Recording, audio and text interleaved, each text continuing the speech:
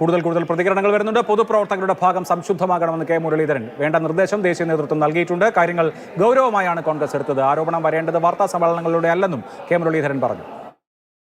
അല്ല, നേതൃത്വം അക്കാര്യത്തിൽ നടപടി സ്വീകരിക്കും. ഞങ്ങളുടെ നേതൃത്വം പ്രഖ്യാപിച്ചു കഴിഞ്ഞാണ്. ആരോപണങ്ങൾ ഉന്നയിക്കേണ്ടത്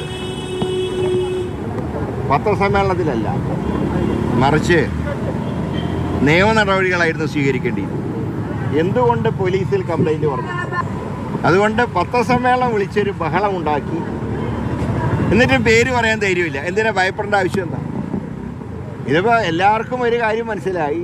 4 കാലും തുമ്പിക്കൈയും കൊമ്പുമുള്ള ജീവി ഏതാണ്? സിംഹവും കരടിയും എന്നല്ലാതെ എല്ലാവർക്കും അറിയാം. ഇതൊക്കെ ഒരു തിരക്കഥയുടെ ഭാഗമാണ്.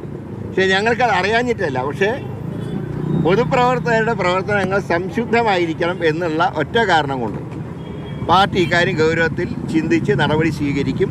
അത് ഞങ്ങളുടെ ദേശീയ നേതൃത്വം അക്കാര്യത്തിൽ വേണ്ട ഡയറക്ഷൻ നൽകിയിട്ടുണ്ട്.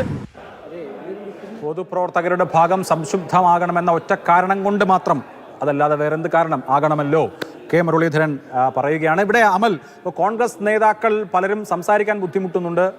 അവർക്കൊരു വാചകം പൂർത്തീകരിക്കാൻ സാധാരണ ഒഴുക്കോടെ സംസാരിക്കുന്ന ആളുകൾ പതർന്നത് നമ്മൾ കാണുന്നുണ്ട്. ഈ വിഷയത്തിൽ രാഹുൽ മാങ്കൂട്ടത്തിനെതിരെ പാർട്ടിക്കകത്ത് ഇതുവരെ ഉണ്ടായ പരാതികളിൽ എന്തുകൊണ്ട് നടപടി ഉണ്ടായില്ല? ഉള്ളിൽ അകത്തെങ്കിലും ശാസിച്ച് ഇക്കാര്യം ഇനി ഉണ്ടാകരുത് എന്ന് നിർദ്ദേശിക്കാൻ എന്തുകൊണ്ട് കഴിഞ്ഞില്ല എന്ന ചോദ്യം പാർട്ടിക്കകത്ത് ഉയരാനുള്ള സാധ്യതയുണ്ടോ? രാഹുൽ മാങ്കൂട്ടത്തിനെതിരെ നേരത്തെ പരാതി നൽകിയിരുന്നു എന്ന് ഈ പെൺകുട്ടി തന്നെയാണ് വെളിപ്പെടുത്തിയത്. അത് വി ഡി സതീശന് പരാതി നൽകിയിരുന്നു, ഇത്തരം വിഷയങ്ങളെല്ലാം പറഞ്ഞിരുന്നു എന്ന് പറയുന്നു. പക്ഷേ വി ഡി അതിന് മറുപടിയായി പറയുന്നത് അന്ന് ഒരു അച്ഛൻ്റെ സ്ഥാനത്ത് നിന്ന് ഈ വിഷയത്തെ ഞാൻ പരിഹരിച്ചിരുന്നു എന്നുള്ള കാര്യമാണ്. പക്ഷേ അത് അങ്ങനെ പരിഹരിച്ചതുകൊണ്ട് മാത്രമായോ എന്നൊരു ചോദ്യം മാധ്യമപ്രവർത്തകർ തുടർച്ചയായി വി ഡി സതീശനോട് ചോദിക്കുന്നുണ്ടായിരുന്നു. അന്ന് ശക്തമായൊരു നടപടി എടുത്തിരുന്നുവെങ്കിൽ, അല്ലെങ്കിൽ മാതൃകാപരമായി അന്ന് ആ വിഷയത്തെ കൈകാര്യം ചെയ്തിരുന്നുവെങ്കിൽ ഇന്നിപ്പോൾ പാർട്ടിക്ക് ഇങ്ങനെ ഒരു നാണക്കേട് ഏൽക്കേണ്ടി വരുമായിരുന്നോ എന്നൊരു ചോദ്യം ചോദിക്കുന്നുണ്ട്. പക്ഷേ അതിന് വി ഡി കൃത്യമായി തന്നെയുള്ള മറുപടി പറയുന്നില്ല. ഇപ്പോൾ എന്തായാലും പ്രതിപക്ഷ നേതാവ് ഈ വിഷയത്തിൽ മറുപടി പറയേണ്ട അവസ്ഥയിലേക്ക് കാര്യങ്ങൾ എത്തുകയാണ്. ഈ വിഷയത്തിൽ ഇന്നിപ്പോൾ രാഹുലിന്റെ രാജി ഉണ്ടായിരുന്നില്ല എങ്കിൽ ഒരുപക്ഷേ വരുന്ന ഓരോ മണിക്കൂറുകളിലും കോൺഗ്രസിന്റെ പ്രധാനപ്പെട്ട നേതാക്കളെല്ലാം തന്നെ ഈ വിഷയത്തിൽ രാഹുൽ മാങ്കൂട്ടത്തിലിനെ മാത്രമാകില്ല, ആ വിഷയത്തിൽ പ്രതിപക്ഷ നേതാവിനെ കൂടി പ്രതിക്കൂട്ടിൽ നിർത്തി മുന്നോട്ട് പോകുന്ന തരത്തിലേക്ക് കാര്യങ്ങളെ കൊണ്ടുപോയേനെ എന്ന കാര്യത്തിൽ സംശയം വേണ്ട. തുടക്കം മുതൽ രാഹുലിന്റെ രാഷ്ട്രീയ വളർച്ചയിലെ യൂത്ത് കോൺഗ്രസിന്റെ സംസ്ഥാന ഭാരവാഹി ആകുന്നത് മുതൽ പിന്നീട് അങ്ങോട്ടുള്ള ഒരു വളർച്ചയുണ്ട്. ആ വളർച്ചയിൽ രാഹുലിന് താങ്ങും തണലുമായി നിന്ന 2 പ്രധാനപ്പെട്ട നേതാക്കൾ, ഒന്ന് ഷാഫി പറമ്പിൽ, മറ്റൊന്ന് വി ഡി സതീശൻ. ആ കാര്യത്തിൽ സംശയമേ വേണ്ട. രാഹുൽ അല്പം പ്രതിസന്ധിയിലാകുന്ന ഘട്ടത്തിലെല്ലാം രാഹുലിന് സംരക്ഷണം ഒരുക്കി രാഹുലിനെ പ്രതിരോധിച്ച് രംഗത്തെത്തിയിരുന്ന 2 ആളുകളാണ്. അതിപ്പോൾ പെട്ടി വിവാദത്തിലായാലും അല്ലെങ്കിൽ അൻവറുമായുള്ള അർദ്ധരാത്രിയിലെ കൂടിക്കാഴ്ചയുണ്ട്, ആ വിഷയത്തിലായാലും അതിനുശേഷം പിന്നീട് ഇങ്ങോട്ട് നടന്ന വിഷയങ്ങളിലെല്ലാം അന്ന് ഈ ഒരു പുലർച്ചെ ഒരു പരിശോധനയുടെ കാര്യമൊക്കെ അഭിലാഷ് ഓർക്കുന്നുണ്ടാകും നിലമ്പൂരിൽ വെച്ച്.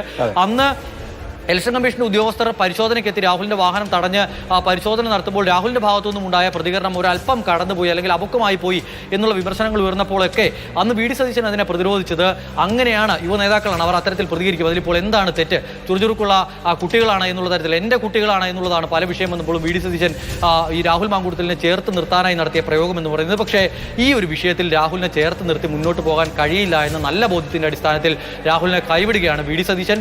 എന്തായാലും ഇനിയിപ്പോൾ ആരെത്തും എന്നുള്ള ചർച്ചയാണ് യൂത്ത് കോൺഗ്രസിൽ സജീവമായി നടക്കുന്നത്. ആ ചർച്ച പാർട്ടിക്കുള്ളിൽ നടക്കുമ്പോൾ പോലും പ്രതിപക്ഷം ഈ വിഷയത്തിൽ ചോദിക്കുന്ന ഏറ്റവും പ്രധാനപ്പെട്ട ചോദ്യം, പാർട്ടി നടപടിയെടുത്തിയ ഒരാളെ എന്തിനാണ് ജനപ്രതിനിധിയായി തുടരാൻ അനുവദിക്കുന്നത് എന്നുള്ളതാണ്.